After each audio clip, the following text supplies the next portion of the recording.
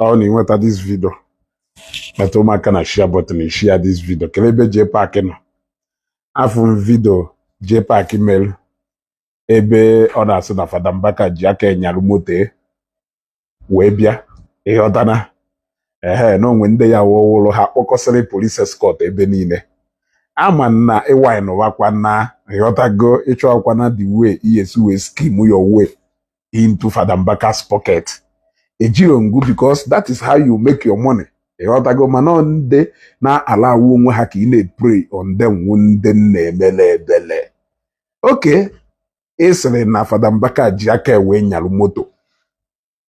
Let us start with Ogago Bebioko. Let us start with Ogago Bebioko.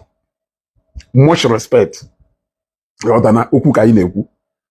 Can you count the number of police escort Bebioko Jiaga? Ke golmun ke no sin Jiaga? Cause Shalis Ojionaga. So I want to know the point you are trying to make exactly. You are losing it, manana wagie eyekwe. You are better off a businessman. Maybe business shows on the money you work on a business man. As far as blogging is concerned, you have lost it completely. Bebioko so say ba unu jelu jemepe that real estate site unu jemepe police escort one na eba one ka kosari si jiaga one ka gabro su jiaga ana ma ajuju ibe eto imama ibe eto imama ibe eto ji police escort one aga ana ma ajuju ibe to na-ejini police ole Bebioko na-eji aga were aga. What of akwa ọkụkọ your personal Lord and Savior? Akwa ọkụkọ na-agawa chere ma ndị amị sef were aga na nke ikpeazụ a ifuru ife ihe ekwu ị na-achọ every avenue ihe eji ama igelu evangelist Ebuka Obi okwu mmesi na ndị enemy gị inweghị enemy. You are the enemy of yourself because ikwuo today echi ikwugharị ya against nke ahụ ikwuru. So you are the enemy of yourself. You don't have any single enemy. It is always your word against your word. Nwere onye go na enwe the exchange of word. Ọ ngụ nwa na-eme ikwuo taa echi ikwugharịkwa nwanne echi ikwugharịkwa another one.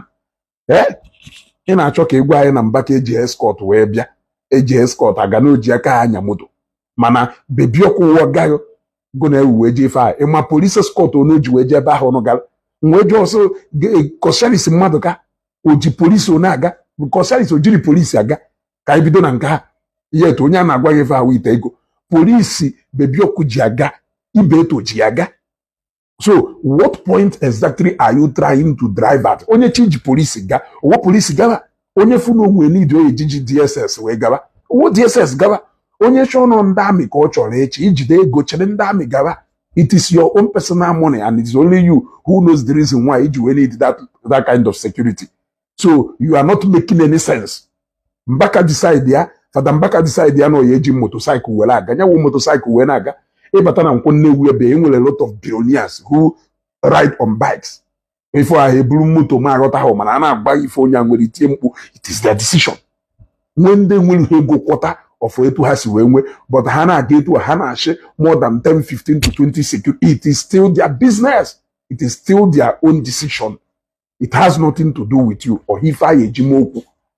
Or if I ejimoku, his scheme wekwana epechawana Mbaka keta because na in will opportunity Bebioko ime ebia closer to him. And I show every avenue he eji we se foto ebe na kpuri no ki we wo for that we pukwe chi niile bia ko je ko geriwe. E watago ekwugom no wa onwe ife do ka nwoke inwe principle. A man in the principles tells a lot about you.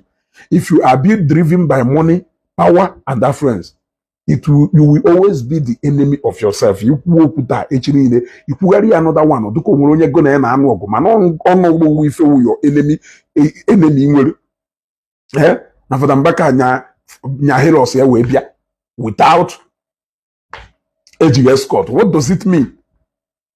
Does it mean anything? It doesn't mean anything. Or mean anything. I'm telling you, it doesn't mean anything. It is his decision. All decision nyeko.